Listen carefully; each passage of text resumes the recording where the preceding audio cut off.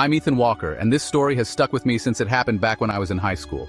It was my junior year at Ridgewood High, a pretty normal suburban school just outside of Chicago.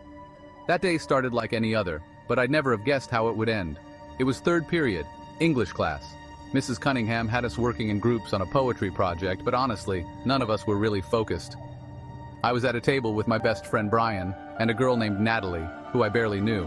We were laughing about some dumb meme Brian had shown me when the intercom crackled to life. Attention staff and students, we are now in a lockdown. This is not a drill. The voice was calm, but something about the way it was said felt off. The laughter in the room stopped immediately. Mrs. Cunningham froze for a split second, then sprang into action.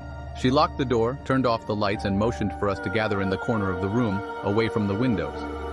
That's when the reality of the situation hit me. This wasn't just another drill. We all crouched there in the dark, trying not to make a sound. Someone's phone buzzed, and Mrs. Cunningham gave them a sharp look, putting her finger to her lips.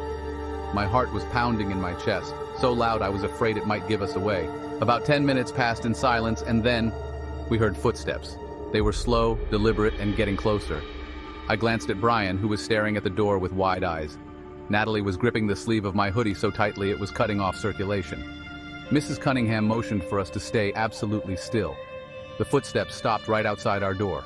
The handle rattled softly, almost experimentally, then harder, like someone was testing how secure it was. My stomach dropped. Whoever it was, they weren't supposed to be here. I could barely breathe as I watched the shadow of their feet under the doorframe. They just stood there for what felt like forever. And then they started whispering. It wasn't loud enough to make out the words, but it sent chills down my spine. It wasn't Mrs. Cunningham. It wasn't a student. I couldn't tell if they were talking to themselves or someone else. And then, just as suddenly as they'd come, the shadow disappeared. We stayed huddled there for what must have been an hour, though it felt like an eternity. The only sound was the occasional creak of the building and the muffled breathing of 25 terrified teenagers. Eventually, we heard voices in the hallway, familiar ones. The principal's voice, followed by a police officer's. "This is the police. The building is secure. Staff, please check your students and prepare for evacuation." Mrs. Cunningham let out a shaky breath, and I realized I'd been holding mine too. She opened the door just enough to confirm it was safe before ushering us out into the hallway. That's when we saw it.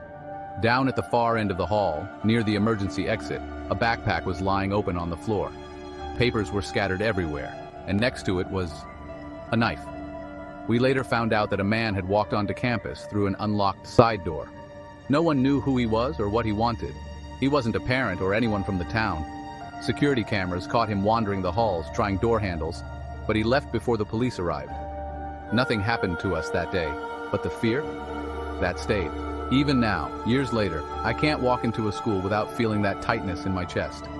Because that day, I realized how vulnerable we all are, even in places we think are safe.